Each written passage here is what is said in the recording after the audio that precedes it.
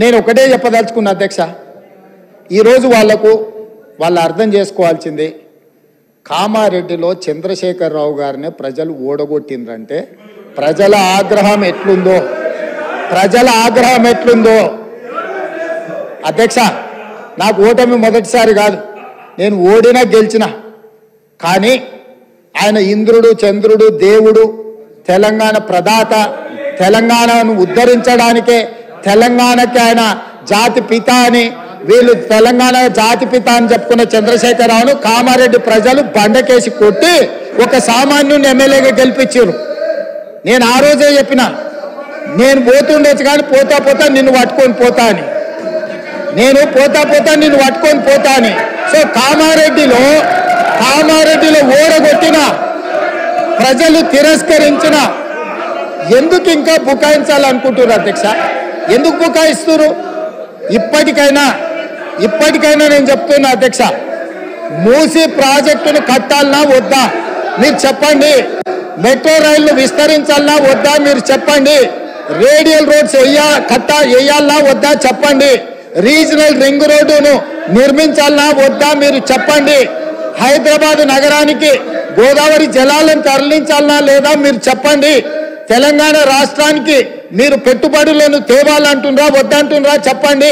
ఈరోజు ప్రపంచంలోనే అత్యధికంగా ఇన్ఫోసిస్ సంస్థ హైదరాబాద్లో అత్యధికంగా జాబులు ఉన్నాయి. మేము వచ్చినాక ఇన్ఫోసిస్ విస్తరించినాం, విప్రో విస్తరించినాం, మేము వచ్చినాక కాగ్నిజెంట్ను విస్తరించిపించినాం. ఆమ్జన్ బయోటెక్ కంపెనీ అమెరికాలో ఉండి ఫస్ట్ టైం హైదరాబాద్లో పెట్టుబడులు తీసుకొచ్చినాం. ఆయన 10 ఏళ్ళు మంత్రిగా ఉంటే 20,000 కోట్లు తెచ్చిండు దావోస్లో పోయి. నేను 10 నెలల్లో సరిగా 1 సంవత్సరం తిరిగే లోపల 2,20,000 కోట్లు పెట్టుబడులు తెచ్చిన. ఇది నా సమర్థత. ఆయన ఏమనుకుంటాడంటే గుంటూరులో చదివిన తెలివితేటలు ఈడ పనికొస్తాయనుకుంటాడు.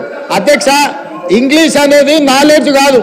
4 ఇంగ్లీష్ ముక్కలు ఆయనకు రావచ్చు, నేను 4 ఇంగ్లీష్ ముక్కలు కానీ ఈ ప్రపంచంలో చైనాలో ఉండేవాడికి ఇంగ్లీష్ రాదు, జపాన్లో ఉండేవాడికి ఇంగ్లీష్ రాదు, జర్మన్లో ఉండేవాడికి ఇంగ్లీష్ రాదు.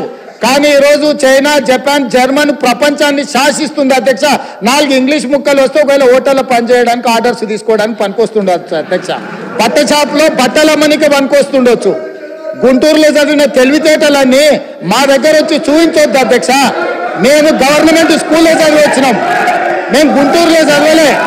మా తెలుగు మీడియంస్ అధ్యక్ష, తెలుగు మీడియము గ్రామీణ ప్రాంతాలలో గవర్నమెంట్ స్కూల్లో చదువుకొని వచ్చినాం అధ్యక్ష. మేము గుంటూరులో పోయి చదువుకొని రాలే, ఆ తర్వాత పూనా పోలే, ఆ తర్వాత విదేశాలు తిరగనికి పోలే. మేము ఇక్కడనే పుట్టినాం, ఇక్కడనే పెరిగినాం, ఇక్కడనే చదువుకున్నాం.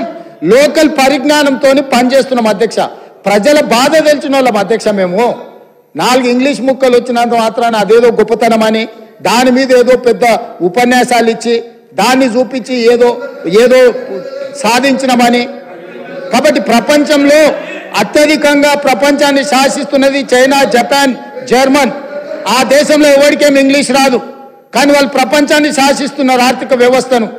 అట్లాంటిది ఈరోజు తెలంగాణ రాష్ట్రంలో ఒక రైతు కుటుంబం నుంచి వచ్చి గ్రామీణ ప్రాంతాల నుంచి వచ్చి గవర్నమెంట్ స్కూల్లో తెలుగు మీడియంలో చదువుకున్న నేను ముఖ్యమంత్రి అయితే ఎందుకు మీకు కడుపుమంట? ఏందా బాధ? అసలు కళ్ళల్లో నిప్పులు పోసుకుంటారు అధ్యక్ష. నేను ఇక్కడ కనిపించగానే ఆయననే చూడనికైనా వస్తలేడు, చూస్తే అదేదో పాపమైంది అన్నట్టు. కాబట్టి ఇప్పటికైనా దయచేసి ఈ 5 ఏళ్ళు కాదు వచ్చే 5 ఏళ్ళు కూడా, ఈ 5 ఏళ్ళు కాదు వచ్చే 5 ఏళ్ళు కూడా మేమే ఉంటాము. మీరు అక్కడ ఉండాలనుకుంటే సలహాలు ఇవ్వండి. పెద్ద ఆయన మీకు కుర్చీ ఇయ్యాడు. నేను మళ్ళీ కూడా చెప్తున్నా, పెద్ద ఆయన గురించి నీకు ఎంత తెలుసో తెలియదు కానీ నాకు చాలా తెలుసు.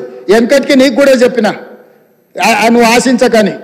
ఇప్పుడు కూడా నేను చెప్తున్నా, పాపం ఉండనియండి, పెద్ద మనిషి తెలంగాణ కోసం కొట్లాడిండి అని మీరే చెప్తారు.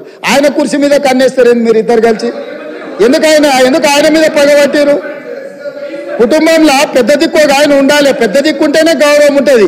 పెద్ద ఆయనను కూడా ఖతం చేసి కుర్చీలో కూర్చోవాలనే స్కీమ్లు వేయకండి.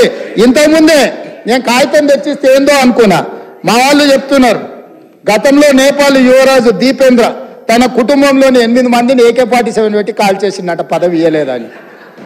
నేపాల్ రాజు వాళ్ళ పిల్లగాడు కుటుంబంలో పదవులు ఇస్తలేరని రాత్రి డిన్నర్కి పిలిచి AK-47 పెట్టి ఇంట్లో వాళ్ళందరినీ AK-47 పెట్టి కాల్ చేసిండట. అట్లాంటి పరిస్థితులు తెలంగాణలో రాకుండా చూడండి అధ్యక్ష. వారికి చెప్పండి, వారు చదువుకుంటే చదువుకున్నారు, గుంటూరు తెలివితేటలు ఉంటే ఉన్నాయి, అవి ఉపయోగించి తెలంగాణకి ఏమైనా ప్రయోజనం చేకూర్చేటట్టు చెప్పమని చెప్పుండ్రు అధ్యక్ష.